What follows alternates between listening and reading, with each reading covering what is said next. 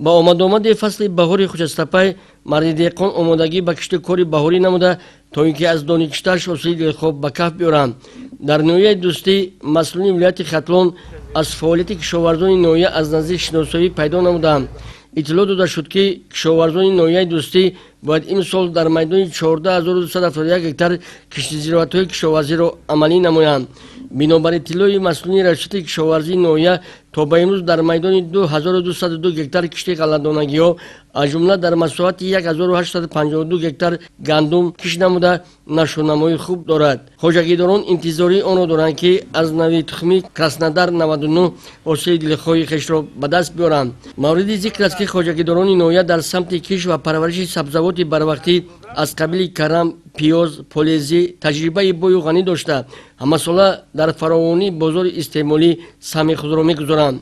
то ба имрӯз дар ноҳия дар майдони 922 гектар кишти сабзавотҳо гузаронида шудааст ки аз дурнамои пешбинишуда 30 гектар зиёд мебошад.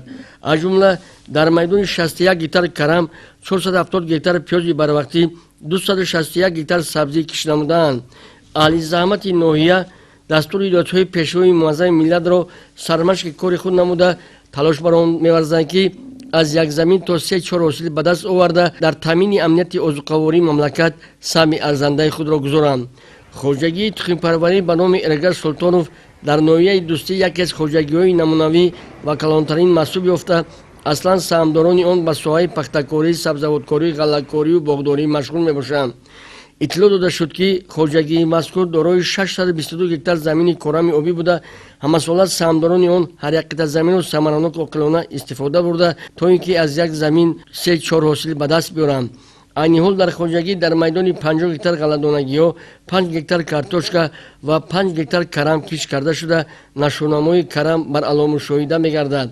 воқеан ҳам саҳмдорони хоҷагии мазкур дар парвариши сабзавоти барвақтӣ таҷрибаи бою ғанӣ дошта пайваста кӯшиш менамоянд ки на танҳо бозорҳои дохилии ноҳия балки вилоятро бо сабзавоти тару тозаи барвақтӣ таъмин намоянд. зимни боздид аз фаъолияти кишоварзони хоҷагӣ масъулини вилоят ба хоҷагидорон дастур доданд ки дар кишт ва парвариши зироатҳои кишоварзӣ бо тавсияи олимону мутахассисон аз навъҳои тухмии ба иқлими мутобиқ истифода бурда то ин ки дар баландбардоштани истеҳсоли маҳсулоти кишоварзӣ ба ҳадафҳои худ ноил гарданд. хоҷагии деҳқонӣ тухмипарварӣ ба номи Эргаш Султонов мувофиқи дурнамо бояд дар майдони 350 гектар кишти пунбадона гузаронанд. бо мақсади дар муҳлати оптималӣ гузарондани кишти пунбадона айни ҳол техникаи зарурӣ ба тахту ҳамворкунии заминҳо машғул мебошам.